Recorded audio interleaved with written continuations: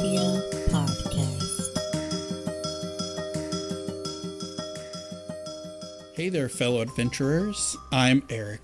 And I'm Ian, and this is the Philomythia podcast. Ooh, your one-stop shop for all things D&D related. You know, from like rules to art to like D&D lore, you'll find it here. And this week, we're talking about getting inspiration outside of D&D. So, Ian, what are some of the sources that you use to get inspired that are outside of D&D? I've honestly used a lot of sources. Mm-hmm. At the moment, I've been kind of delving into Numenera Nice. and to Pathfinder 2nd Edition. Some good stuff. Yeah. For sure. I love Blades in the Dark a lot. And also there's some cool stuff from like Warhammer, fantasy roleplay, and also video games have tons of cool stuff too. Well, if you're enjoying this content, please make sure to hit that like and subscribe button. It will only take a moment, and it really helps us out. It's really the only way that the algorithm knows that people are digging this channel and watching our videos. Yeah, the mighty algorithm. The mighty algorithm. We would really appreciate that support. Thanks for listening. Thank you. So, getting into this. I know we both felt stuck in the past. Why don't you tell me about what that's been like, feeling stuck? Absolutely. So, even on my as a GM, and I'm a pretty new GM, you start constructing these huge ideas you have, and then you introduce your players to it, and they tear it apart, and that's great. But then they start running up against things, and you're like, I have no idea what I want to happen next, or how do I get them from place A to place B? Mm-hmm. How do I introduce a little bit more dynamicness or something interesting for the players, Right. for it to happen? Because sometimes the game can stagnate a little bit just based on what you're trying to do. Mm-hmm. Drawing from some other inspirations is something that we've done, and the way we did that actually a while ago was jumped into a different game. Yeah, it's true. For sure, we jumped into Blades in the Dark, which is really inspiring in a lot of ways. It's just a blast to play. Oh, so good. And the more I play RPGs in general, it's kind of like styles of music. I love D&D and I love Blades in the Dark, and they both have value in different ways. There's one is not better than the other, in my opinion. And to step back really quick, a lot of times my kind of lack of inspiration will come with a negative experience. Like I'll have a bad session GMing, or I'll have a bad encounter in some way, shape, or form. Like playing the D&D celebration a few years ago was really frustrating for me. Oh, and it really right. kind of took the fire out. And so that's a good time for me to like take some sources that aren't directly connected with D&D to kind of reignite that fire, get the juices flowing. Oh, absolutely. So let's start with Blades in the Dark, maybe. Yeah, I think that's the one that we've played a lot. We have the actually. most experience in. Absolutely. Yeah. I would say one of my favorite mechanics that's I would say unique to Blades in the Dark, but it might be a powered by the apocalypse thing in general. And just for people who don't know, powered by the apocalypse is the mechanics that Blades in the Dark is kind of inspired by. It's kind of like a kissing cousin, Right. is how people describe it nowadays. And there's a lot of debate about the nitty gritty, which we won't worry about. But I love the flashback mechanic. I knew you were going to say that. I was like, Yeah. Eric loves the flashbacks. It's such an interesting conceptual kind of backflip or somersault to short circuit. I really feel like it's aimed at people who play D&D a bunch. Yeah, absolutely. It's kind of aimed to short circuit that. So, Ian, why don't you regale us with a description of what flashbacks are? Well, flashbacks in Blades in the Dark, there's no planning for the party. The group doesn't really get to plan in the way you would like with D&D. The way that you accommodate that in the game is flashbacks, this mechanic Eric loves. And the way it works is like you may run it like, just here's a descriptor, a super simple one. Your group of people runs into a door and it's locked. Mm-hmm. So D&D, I mean, there's a million ways you could go about that, but in Blades in the Dark, one of the great mechanics they have is the flashback. So you would be like, flashback, and the GM would be like, oh, okay. 2 weeks ago before the job, I went to the locksmith and I had him make me a skeleton key for this building because he had knowledge of this building. So he made me a skeleton key. So any door that's locked in this building, I have this skeleton key and I can open it. Right. And then the GM would be like, "Oh, okay, that'll cost you this. It's stress in Blades in the Dark, but right. for discussing the mechanic, now my character has the skeleton key. So I walk up to the door and I unlock the door. Right. Now, we didn't get caught up in 45 minutes of planning about, oh, what if we run into a locked door? We could use knock on it, or there's a lot of things that can happen in D&D that create planning problems. But this flashback kind of cuts that out of the system. Right. And if you're not terribly familiar with D&D, you might be like, okay, planning, what's the big deal? The deal with planning is that most of it is a waste of time because the characters, or the players rather, don't actually know what they're planning for, so they plan for the wrong things. So they're going to go into a dungeon that the DM has set up, and they know where all the traps are, and they know what the players are going to encounter for the most part. There might be some randomly generated doors and monsters and some things like that.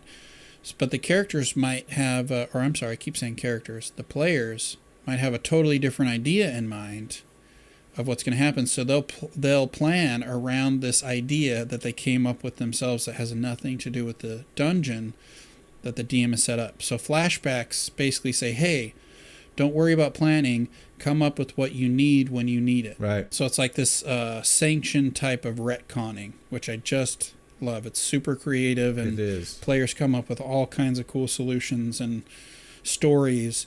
And I feel like also, I don't know if it's unintended. It feels unintended, but one of the results of it is you also get to character build your character. So you get a little more flavor with who your character is and who they know and how they deal with issues, how they plan, and those types of things. So I like that one a lot. Yeah, that's a great one. Yeah. I agree. And again, to all you players, if you do know D&D, don't know it, played it, haven't played it, we definitely are not saying D&D don't plan. We're just saying that planning can overtake some of the gameplay when players get too focused in on planning. And planning is great, but if you play a lot of D&D, you might want a little break from planning, or you might want to do a different session of D&D where you're like, hey, you know what, guys, we're not going to do any planning.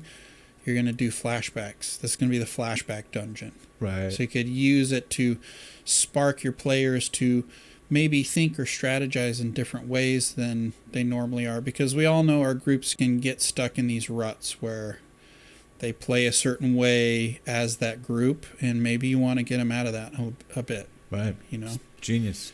Yeah. What's another one? What's one that you like? Oh, from Blades in the Dark, I'm a really big fan of how the GM and the players, it's really a thing that's together. Like you can, it's not about questioning the GM, it's a conversation with the GM. And I like to try to include that in my sessions. But the mechanic specifically that I love is when you call for an action, when there's an action roll to be made in Blades in the Dark. I love the idea of like setting the parameters of it, like setting, okay, it's in a risky situation. You set like risky, desperate, or controlled, and that's kind of like how it is. And then you set the outcome, and it's it's been like 2 weeks since we played, and I've been D&D brained. So, what is the? I don't remember the terms, but basically like a low outcome, like a regular outcome, and then like a great outcome. Ian's pulling out the book. Here we go. Effect is the word. Effect, that's right. Yeah. So your action roll is going to be controlled, risky, or desperate. Your effect will be great, standard, or limited. Right, there you go. What that does, it determines when they roll, if it's a limited effect, even if they roll real high, it still is only going to have limited effect on it. If it has a great effect or, standard effect, that it, changes what a high roll means. Right. And I love the idea of that. It's more of a lateral way to determine how hard something is to do than just this DC number. Mm-hmm. And a good example is maybe you're a thief. You have a pair of pretty crappy lockpicks. So you're going to have a limited effect and you're going up against a really high-end lock. So even if you roll really good, that lock is still really nice and your lockpicks are still really shit. Yeah. So there's situations, and a lot of it is kind of what we in D&D would say hand wavy. Mm-hmm. It's kind of left up to the players and the GM to decide, but it's built into the system.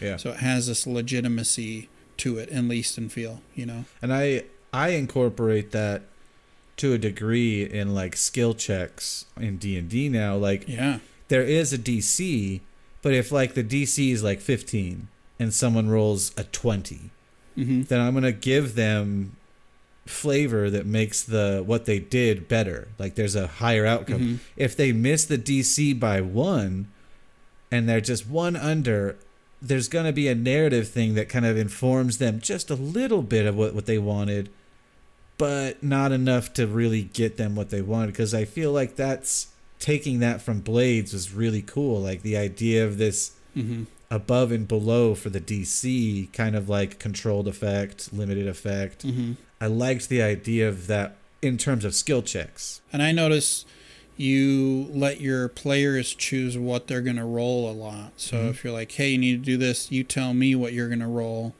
which is straight out of Blades in the Dark, where the GM doesn't say, hey, roll a perception check. Mm-hmm. They say, hey, you need to roll for something, tell me what you're going to roll. And then the players kind of have to argue for it because not every roll is appropriate. So if you're trying to scout out an area, but your character has a really high score in the rec action rating, it doesn't really make sense, even Right. if their score is really high. So they have to, there's a little bit of debating and kind of justifying and a cool conversation that can happen. Yeah. The reason I do that in D&D and I let them pick is because I feel like it's character driven when I say, well, it's your character. How would you do this? Like, what are you doing to do that? And some people are like, oh, I'd want to do intelligence because I feel like they would be doing this to discover that. And if I like it, I let them roll it. Right. Yeah, for sure. Yeah, that's a good one.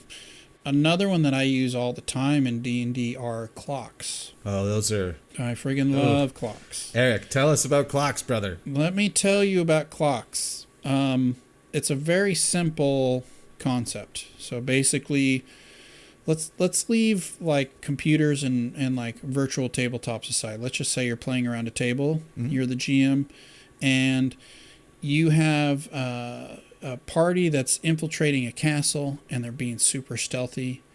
But you know that the patrol, so you know it's this baron, and he can afford a lot of guards, and they're really well paid, so they're elite guards, and they are going to show up in the area where the characters are in about 12 minutes or something, 12 minutes ish, a short amount of time.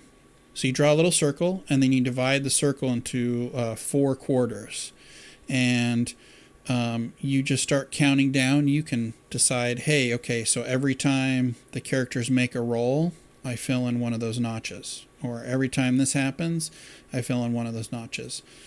Or every time the characters fail a stealth check, I fill in 2 of those notches. Right. And when the clock fills up, when you filled up, there's no open space left in the clock, you've drawn in all the spaces, the guards show up. And so it's a really cool mechanic to kind of let the world be dynamic, as we've talked about in previous episodes. And you can also have clocks where if the party rolls really good, it unfills the clock. Yeah. Too. You can have competing clocks. You can have tiered clocks where, okay, this clock fills up and then the waterfall splashes down and it starts filling up this clock. The thing I love about it is it takes off the cognitive load from the DM, because the DM has so much to worry about. This little simple mechanic allows you to be like, okay, that's happening. Don't have to think about it. I just look at it. And in my Monday campaign, I used these extensively for this last portion. And it was really helpful because I would forget all the time, like, okay, how far are they along? Oh, yeah, just look at the clock. Sweet. We're good to go. you know. So it can represent anything. A lot of times you can use it to represent an amount of time. So a number, each tick is a day, each tick is a hour. That's a really easy way to do it, I would say. Yeah. So Clocks, great success. I love that aspect too. Yeah. I didn't put in my notes, but stress I think is pretty cool too. Yeah, I like that too. Yeah. You want to tell us about stress? Stress is a resource in Blades in the Dark that you utilize to do something, whether it's flashbacks or fighting or taking damage, because there's harm as well. There's no hit points, it's just harm. Mm-hmm. And you can choose to like stop the harm by using stress or armor or resisting. But the stress, once you fill your stress bar all the way up, your character's out. Now, they're not dead, they're not unconscious, they just leave. And then in the next session, they have a trauma to their character. Right. And then their stress is reset. But now they have this traumatic thing, and you pick it, and it's their fun dynamics. I mean, you could definitely employ some sort of stress resource for your players, and then like if they fill it, they have to add a new like flaw to their character sheet. Mm-hmm. And this is for people if they're really into the role play aspect. You know, if you're not into the role play, you could have it be something else. If you take this much stress, the next injury you take is actually will develop a scar. It will permanently change your character. Right.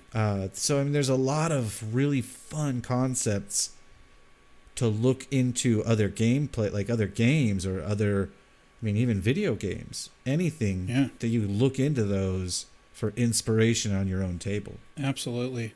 And talking about the trauma brings up a good point that if you have trauma, like let's say you have the trauma of cold where you lose your empathy for others, and this is Blades in the Dark specific, so having the cold trait in D&D might not work depending upon what game you're playing. Right. Unless you're all rogues, you know. But you actually, there's a lot of debate on how do I give PCs XP in kind of a procedural way for non-combat things, because it's not really clear in the DMG. It's got a few examples, but it's not like combat, which is super like, oh, here's specifically how much XP you get. But if you play a session and you lean into your trauma, you get experience for that. Yeah. Because you have this thing and you really role played that in a way, and the game kind of asks the players to be like, hey, did you do this? And, you know, ask the GM again and the players together to kind of determine, hey, did I do this? Yeah, you did. Sweet. Take experience. Yeah. For that, you know. That idea of the negative things you have for your character, if you lean into that being rewarding is kind of a cool idea in and of itself too. Absolutely. I love the idea of incentivizing players to have flaws, to have things to overcome or to play into. Like, it doesn't even matter if you're going to overcome these things.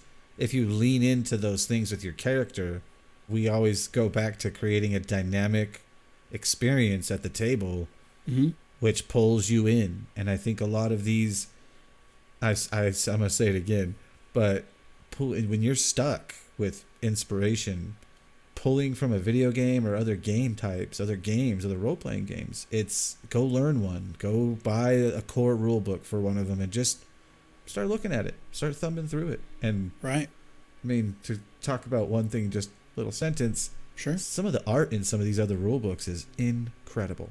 Incredible. One thing that just sparked my imagination, one thing that I totally forgot about is one way that I get a lot of inspiration, and sometimes I start my planning process is just looking for art.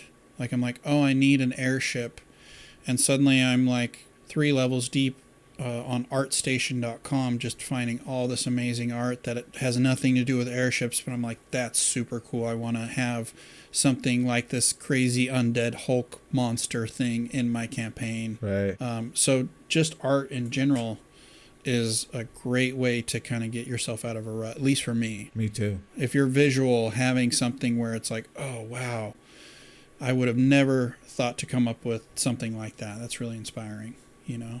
Absolutely. Do we want to say anything else about Blades in the Dark? If you have a group of people that play D&D I would definitely recommend picking up a copy of the Blades in the Dark rulebook and playing it. Yeah, for sure. It is worth playing. It's very easy to learn, even if you just learn just the very basis of doing a score, and you don't do any of the downtime, and you don't do any of the faction play. If you just want to do scores as these criminals, it will inspire you in many ways with D&D, and it's very fun. It's a good break from planning and a lot of that kind of stuff. That's what I think of to close that right there. I would say too, it's perfect for one shot. So if you you're like, hey, we just finished our campaign, we have nothing to play. You can literally do a whole adventure in one night. It's designed to kind of be these self-contained short stories, for lack of a better term. And everybody lauds the fact that if you want to know how to run a city campaign, regardless of the system, Blades in the Dark is one of the best examples of how to do factions and how to make your city have weight to it. And it even has tables for random things that happen. Yeah. You can roll them weekly, like a plague happens or this faction revolts. Like there's a whole bunch of canals, so all the gondoliers go on protest, for instance. So talk about a dynamic world. I mean, Blades in the Dark and Duskfall is the name of the city that you're in, the setting. Yeah. It's just fantastic. It's so much fun. It's so much fun. I'm really interested to hear what you've been finding out about Pathfinder 2nd edition. I know you've been looking into it and reading it. Oh, yeah. Recently, was reading the Critical Role book that I have, which is kind of like the story of Critical Role. And I was looking through it, and I found out that when they initially started playing their game at home, they were using Pathfinder 1st edition, and they talked about it a little bit. So I was like, oh, that sounds really interesting. So then I started looking at Pathfinder stuff, and then I went and bought the book, the core rule book. And the things I'm looking through, first of all, it's crunchy as fuck. There are rules heavy. Rules. They also, don't get me wrong, they have the caveat in there of like, if a rule doesn't work for you in this game, don't use it. Like, if it's ruining your fun, don't use that rule. Right. But the things that I'm seeing in there that really like have my brain moving is the way multiclassing works is very interesting to me. Again, I don't know the system very well. I couldn't tell you much about it other than I know that it's kind of like D&D, just kind of. Right. But the way their multiclassing works, it seems so effective because you can take these levels in other things or these parts of other classes, and it doesn't clip your wings. It's not like taking away how powerful you are because, like take for example, I'm a 6th level sorcerer, and then I take a level in warlock. Now, all of a sudden, I'm clipped from my max stuff from my wizard, right? And I'm only getting this little tiny boost from my warlock. Right. And as that goes forward, it takes more levels to really turn into something more powerful. And it seems like with Pathfinder, when you start grabbing stuff for multiclassing, it really is just rounding out your character. You're still very powerful, and you kind of scale appropriately for the pieces you're taking from these other classes. It's very much like, I guess the words they use is feats. I don't know if that's exactly what these are. I mean, they're feats in the like 3rd edition type of sense when feats were introduced. It's super feat heavy. Yeah, you get tons of them. It's basically how you get new abilities are feats. And you can layer those from different classes, these certain ones from different classes, you can layer them into your character. And so that aspect had me going, oh, that's fucking awesome. So you could be like this wild shape druid kind of character, but then take a bunch of like feats from like fighter, and you'll be like this fighting shape changer, and doesn't clip you into being like, oh, I can only do a little bit of fighting and a little bit of magic. No, you're a fighter shape changer. It almost sounds like that's the Pathfinder version of like a skill tree. Yeah. It's kind of maligned if you look online with 5e people kind of denigrate it. I'm not sure why. I know it's been attempted a few times, at least in a homebrew sense or an unofficial sense. But I love that idea of customization where you start off as this thing, but then you can kind of diverge off into left field and, oh, I was a druid, but I really like these fighter aspects and I want to take those skills instead. Yeah. You know, so that's really cool to know that they're doing that. And the other thing, sorry to drone No, you're on good. about Pathfinder, the other thing I really liked was, and again, I may be misunderstanding it, I've only read a little bit of it, but I loved the idea of the weapons. Weapons have, like, they do a certain amount of damage. Mm-hmm. So like, does it matter what sword you take? Like in D&D, it's like short sword, long sword. It's like, I mean, a great sword. Whatever sword. Yeah, it's like, oh, if you're trying to do a lot of damage, you're going to be like, I'm going to go with the great sword. Mm-hmm. And it just seems like, I don't like that idea. I like the idea of, like, how come Johannes over here, he's got a long sword, and what says he can't do hardcore damage with it just like a great sword? Like, he's a strong fighter. Like, why is it like that? And I feel like Pathfinder lays that out to be, your weapon is more flavor. Your damage increases no matter what kind of sword you're using. I've heard things, because even on the Glass Cannon podcast, I noticed when they're lower level, they're only doing single die damage. And then as they level up, they start doing double die, and they get an actual dice pool for their damage. I'm like, oh, that's a cool aspect that 5e doesn't have at all, where your dice pool levels up for your weapon use and things like that. Spellcasting, I guess, has that a little bit in 5e. Right. And it kind of works like that in Pathfinder. And what's also cool is, like, some abilities or some feats will actually change your damage die, and it'll upgrade the die. So if, like, normally you're doing D6s, now you do D8s. Nice. And then there's on crits, you get a deadly damage dice if it's on the weapon. Nice. So you get the double damage, but then you get to roll whatever the deadly damage is. And usually it's like a 1d10 or a 1d12. It's just one extra damage die that you roll because of the deadly factor of a crit. So there's definitely really crunchy shit about Pathfinder, but I really like the idea of, whether or not I ever get to play Pathfinder, taking some of that stuff and applying it just into a 5e game. Right. Like letting the weapons kind of scale up. Like, oh, you know, I see that you have a short sword. We're going to let that increase the damage die as you level up. Almost like the Vestiges of Divergence. That's what I was going to say. Yeah. And so to let's, you know, I think that's a perfect way, unless you have anything you want to ask about Pathfinder. No, just, I mean, I love Pathfinder, and I've played it before. I played some of Rise of the Rune Lords from first edition, and I think we'll definitely play it in the future. Like, not right this minute, because there's just so much going on. But the more I find out about it, or like when I'm like, I wish there was this in 5e, you find out that, oh, Pathfinder is doing that. Yeah. And I will always love D&D. It's not a replacement, but it's like, man, I want to play that too, for sure. Oh, you know? Definitely. No, I think that's great. So let's talk about the Vestiges of Divergence. You know more about this than I do, but this kind of ties into maybe some stuff with the Final Fantasy series. So why don't you just tell us really quick what the Vestiges are, you know, broad brush it, but... Yeah, Vestiges of Divergence, we've mentioned them a few times just randomly throughout the podcast, but they were created by Matt Mercer in his campaigns, and they're weapons and items and artifact things that were created during or before it's not the ruination, it's something else, the calamity. Right. In that, so they were created before the calamity, these weapons and things.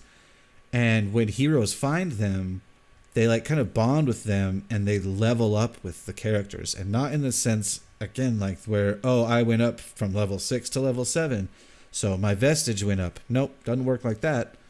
They level up with you and your role playing, overcoming things. Like it even says in the books, in Tal'Dorei or the Explorer's Guide to Wildmount, Vestiges of Divergence, obviously you can play them however you want, but they were designed to level up with the character as a person, as its character. And I've looked at a bunch of them that are out there, and they're really cool. So they have different levels. Like Exalted is the highest one, so it's like they change forms as you level up.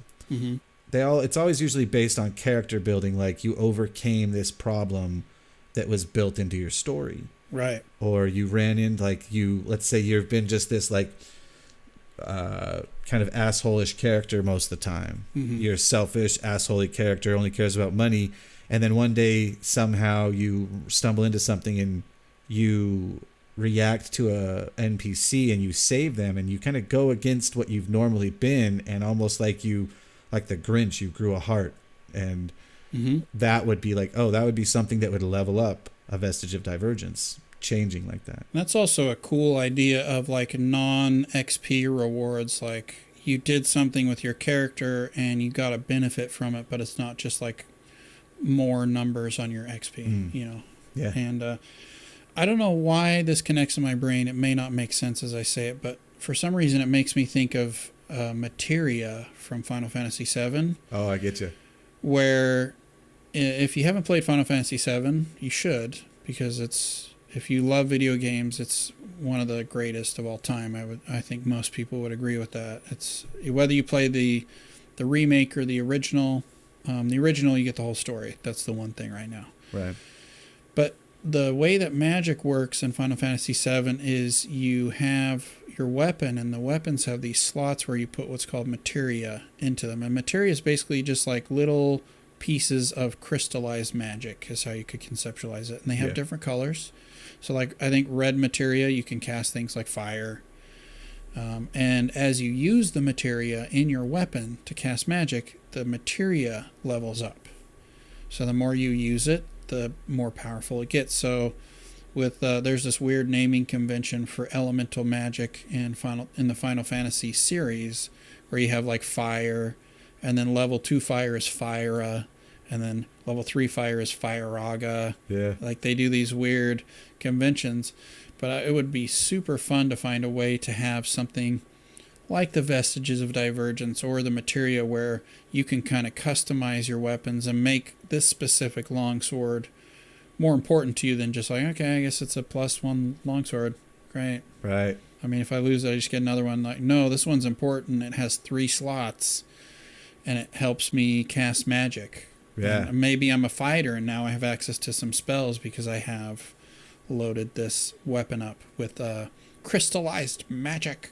I love that. So I think that's a really, really cool idea. I love the idea of making items tied to character development and getting outside of just combat XP leveling you up. Oh, yeah. You know? I think that also draws, just like what you're saying from Final Fantasy, you could go back to the Espers from 6. Yeah. Where The summons, baby. Well, and when you equipped an Esper, as you used it, it would teach you magic. So once you removed the Esper, you still knew how to cast that. You still had it. That's right. And so I always thought that was interesting, that like, oh shit, so you could basically teach anybody anything through the use of this. That's really cool. And just like with Vestiges, I'm sure you could, or with Materia, in a 5e situation, you could have it do something like that, where, you've been using this spell from this basically this crystal, you know it now. You can take the crystal away and you can still cast it. It's inside you now. I definitely think we should add that to our Hylica campaign that we've been building on the show. Some kind of thing like that.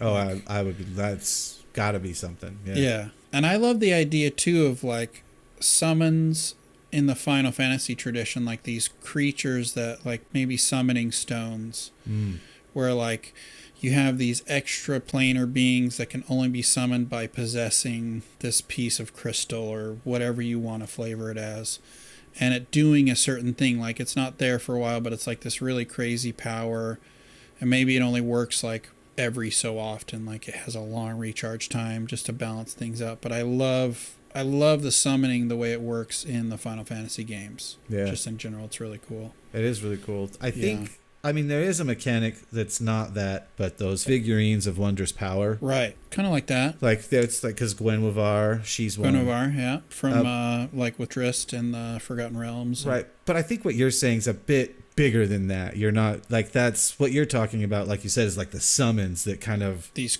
like, you summon in Bahamut and Ifrit, and they're named after, they're not necessarily deities, but they're always some kind of, like, demigod type creature, whether it's an Esper or I don't remember they always give them some crazy name. Yeah. It's always some weird thing, but I feel like Espers are the like archetypal example for Final Fantasy. Yeah, me too. I totally forgot that they teach you magic. That's so cool. Where think if you were a fighter and you could load up like an Esper stone into your sword and it taught you Firebolt or something. Right. Just something cool where like now the fighter gets this cool spell.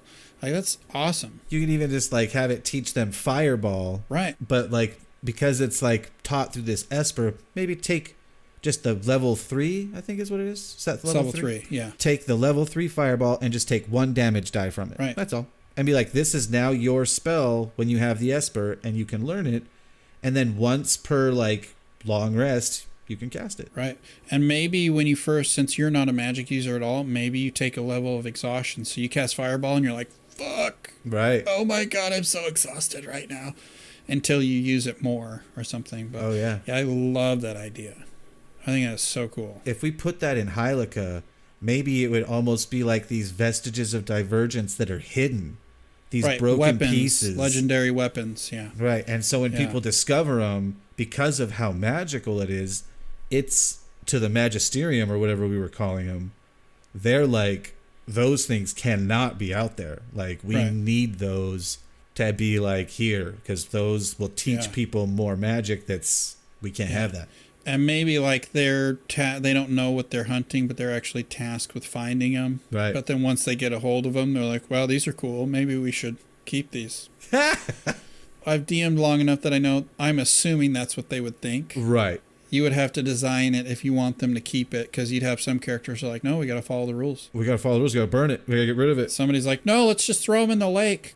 What? I spent hours creating these magic items for you guys. Yeah. What's your problem? Super cool. I want to talk about Symbaroum. Oh, I was literally going to be like, I really want you to delve into the the forest aspect of Symbaroum and the corruption. So Symbaroum is, I've talked about it briefly before. It's kind of D&D light. You have the same 6 stats, which are, for those who don't play, it's strength, dexterity, and constitution. Those are your physical stats. So it's how tough you are, how quick you are and coordinated, and how strong you are, essentially. And then you have your what they call your social stats, which is intelligence, wisdom, and charisma. Charisma is like direct social, how good you are at talking. Intelligence is how good you are at thinking and reading. And wisdom is like your intuition and how well you perceive the world around you. Very simplistic, but that's basically everything is based on that. It is, I think it's a D20 system. It's been a while since I played. So it's again, you play it and you're like, oh yeah, this feels like D&D in a way. Right. Symbaroum is also a campaign setting though, and it's very inspired by Princess Mononoke and kind of these epic anime and also fantasy settings. It's also, the company is called Free League, and they're from, I want to say, I could get this wrong, I apologize, but it's like Switzerland or one of those countries. Mm-hmm. And so it has a different feel to it. The art's really cool. It's got this very kind of watercolory vibe to it. They just came out with a Lord of the Rings book that has the same look to it. It's kind of very concept arty. It's really cool. And the Davokar is this dark forest where this old civilization used to, like, it was like the pinnacle of civilization. They had all the magic, and it imploded for some mysterious reason. You can think like Mayans in the Amazon just suddenly disappeared. And I think now we think the Mayans disappeared because of the disease. But we're going to put that aside. But this civilization is suddenly gone, and there's all this treasure just waiting for somebody to come take it. But the farther you go into the dark forest, the Davokar, the more likely you are to be corrupted. And corruption is kind of like stress in Symbaroum. It is to Symbaroum what stress is to Blades in the Dark, let's say that, where you have a limited amount. So if you cast a magic spell, which I think my character has like 2 spells that it can cast. You don't get like 15 spells like a wizard. You get a couple of things, and you have to really be strategic about how you use those abilities, and also you're very squishy. But each scene, kind of each discrete scene, so let's say you're talking to like the mayor and you're trying to get a pass to go into the Davokar. You have a certain corruption threshold. So if you go above that, you start taking on permanent corruption, and it actually changes the way you look. And if you get too much, you turn into this NPC monstrous creature.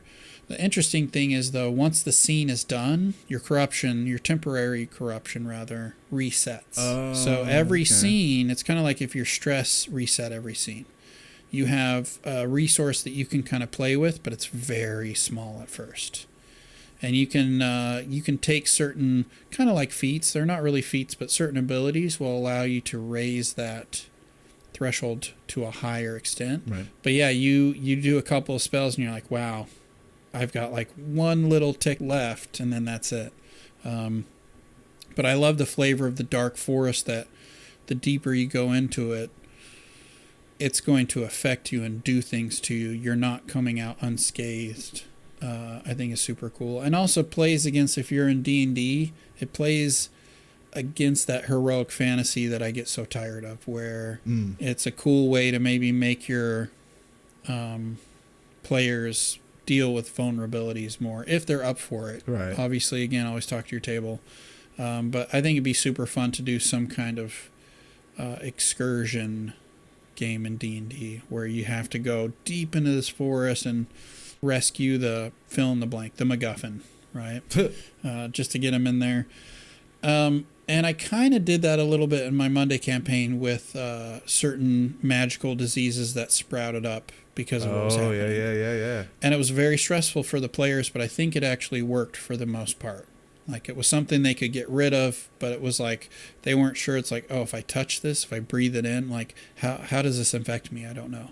You know? So Symbaroum, really cool on the flavor. It's rules light, so it's fun to play. It's really easy, and it was satisfying in a different way. So that's a fun one too. Nice. So I like the corruption a lot. I also like the scenes. I like that idea. Blades kind of has that a little bit too, where you have this little bit. Okay, that's done. Now we're on to this next scene. Framing it in that way, I think, is fun. Also, just so you do know, it is Swedish. It is Swedish. Hey, look, I got it right. So they Free League does a bunch of games, and they all have a great design to them. Like, I have the Symbaroum, the core rule book, and it is beautiful. It's like the map is cool, the pages are really well done, the book is awesome. It even has a bookmark, which is like, God, that's so nice. I wish the D&D books had bookmarks. That'd be amazing. That Tal'Dorei book? Yeah, there you go. Tal'Dorei has it. Yeah. It really comes in handy when, again, RPG books end up becoming these cross-reference books where you're looking at this and then you have to go to the back of the book and look at this table, and then you got to go to the middle. So you end up having, I use little strips of paper so I don't damage the pages, but you end up having to like go back and forth all the time. Yep. So, yeah. Anything else we want to cap off with? Like we've said, I think you heard it from Jerry when he was here, about consuming your art with intention. I think that comes like, if you're struggling for inspiration, go do something that you love to do, whether it's a video game or read a book, and it could have nothing to do with anything that you're planning, but if you consume whatever it is that you're going to do with intention of really delving into it and just experiencing it, it may knock something loose, right, and inspire you in a way that you have no idea. That could be with video games, books, going for a walk outside and seeing a rock on the ground. Ends up being a turtle. There is so much to consume to really get inspiration. So I really do, even if you may never play one of these other games, buy a rule book and read it. Like, read through it, thumb through that thing, because there's a lot of really, really, really cool shit out there. There's a lot of creative people making cool games and cool stuff, and D&D isn't this insular thing. It's connected to, it was born out of history fanatics who liked to reenact historical battles. And, there's a subtext and context for what D&D is today. And so going back to those roots or seeing what other people are doing will only enhance your D&D game. Absolutely. So I think that's a good place to cap it right there. If you like what we're doing, please like, share, subscribe. Especially the subscribing and liking really helps us out a lot, and we love you for it. We absolutely do. It's nice. Yeah, we love seeing people share as well. That shows us that it's great. You care. You're like, hey, this is cool. Check it out. It makes us happy in our heart souls. It's true. Love it. Yeah. So, Ian, would you like to sign us off? Yeah, man. In the terms of me, stay sweaty. And use force damage. Force damage. Force damage. Force damage. Pew, pew, I poo poo, do, and here comes the danger that hurts him. Pew, pew, I poo poo, do. Like, share, subscribe.